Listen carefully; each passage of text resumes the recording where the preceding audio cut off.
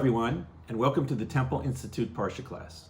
My name is Gedalia Meyer, podcasting from my home in Ma'ale Adumim in Israel. Another week has gone by, and the pandemic still shows no obvious signs of going away.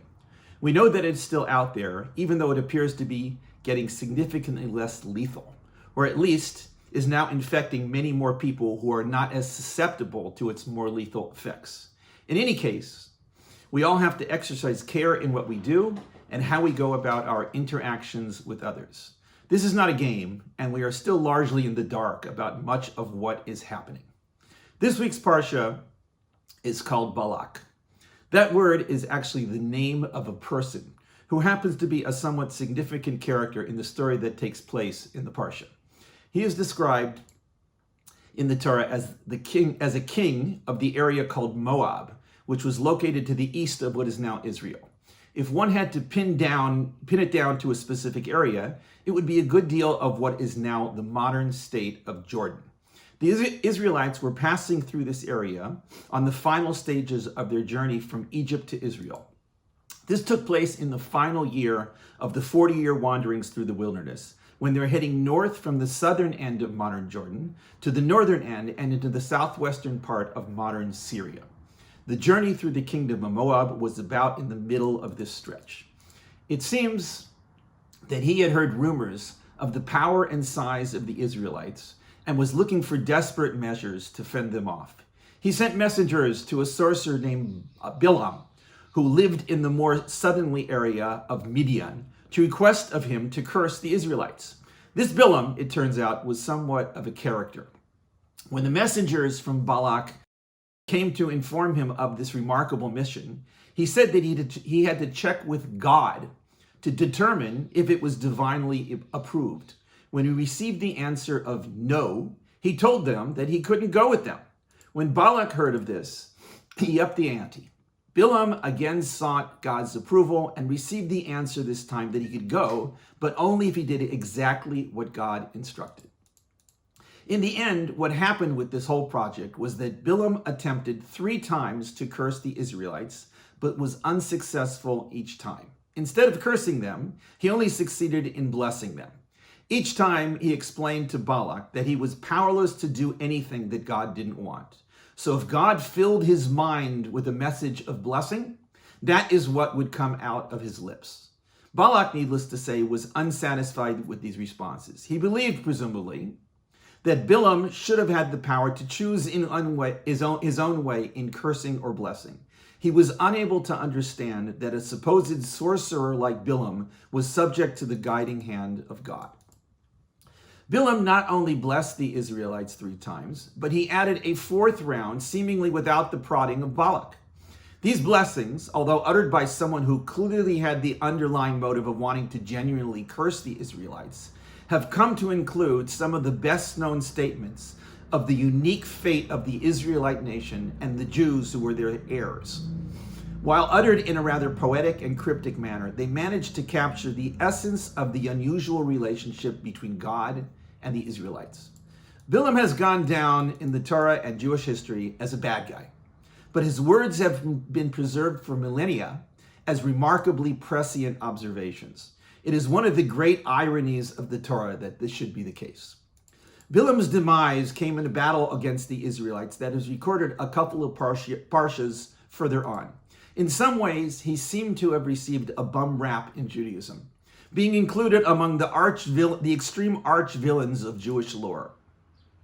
All he really did was attempt to curse the Israelites, and his failure to do so resulted in a grand series of blessings. He ultimately did follow what God instructed, though it seems to have gone against his true desire. Such is the fate, perhaps, of those who mess with the biblical Israelites. Toward the beginning of this whole adventure, there is a very interesting event that takes place that doesn't really fit snugly with anything else in the Torah. As Bilaam was on his way to Balak, his donkey veered from the path a few times for no reason that was apparent to Bilaam himself. The Torah, however, fills in the missing pieces. It seems that the donkey spotted an angel with its sword drawn right smack in the middle of the path and tried to avoid it. The angel didn't reveal itself to Bilaam, however, until he had made a complete fool of himself in berating and beating his donkey.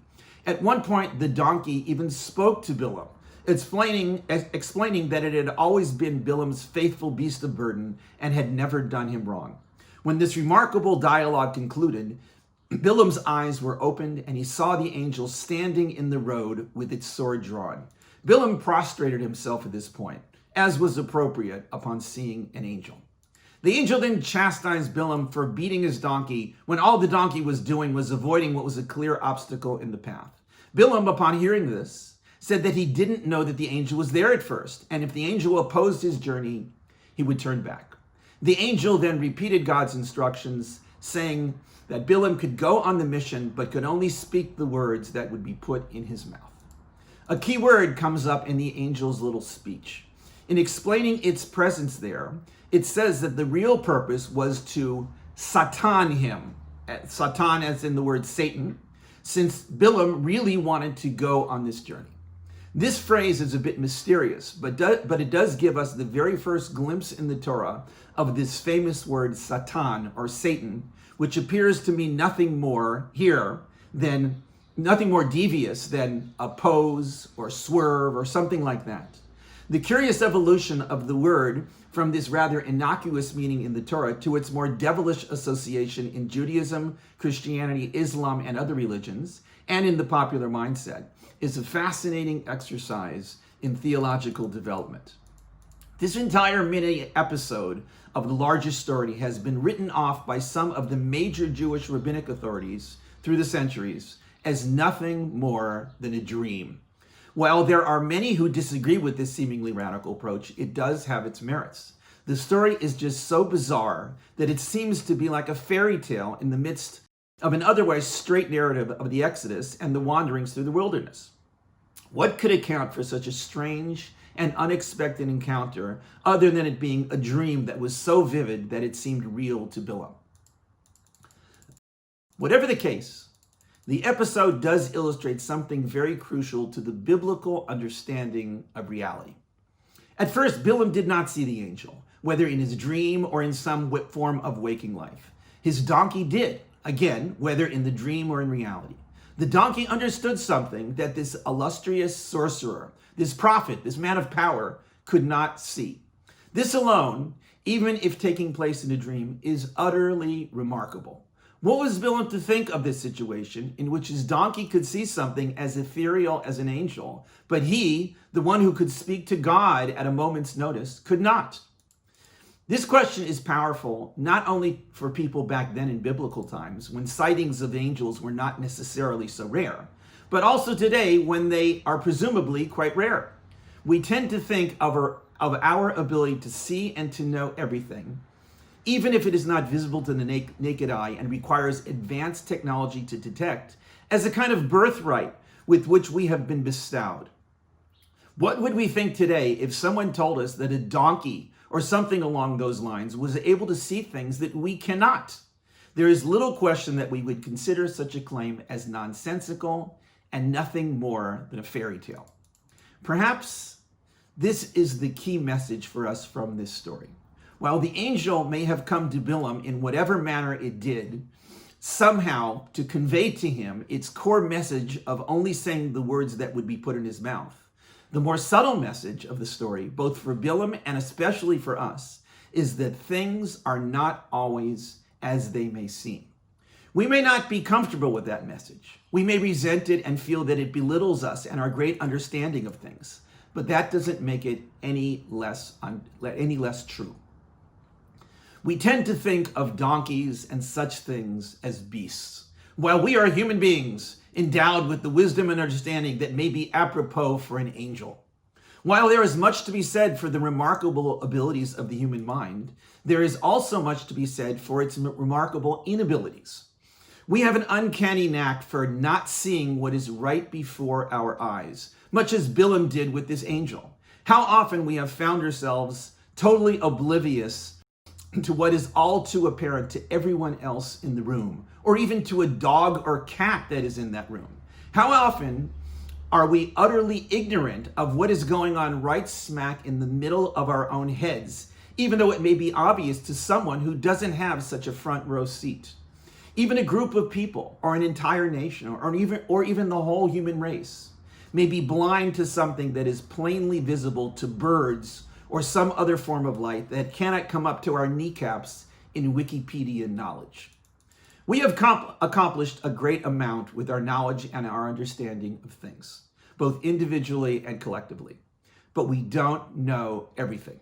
Perhaps it wouldn't be the worst thing in the world if we all, both as individuals and as a species, took a deep breath and realized that what we do know is really nothing more than a drop in the ocean of what there is to know.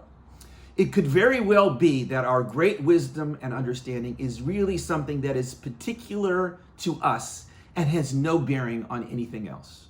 Horse sense is more important to a horse than what we call common sense. It may even be more important to us at times, as the story of Bilaam demonstrates. Perhaps we need something along the lines of a biblical angel to oppose us every once in a while, to remind us that we are not God. Shabbat Shalom.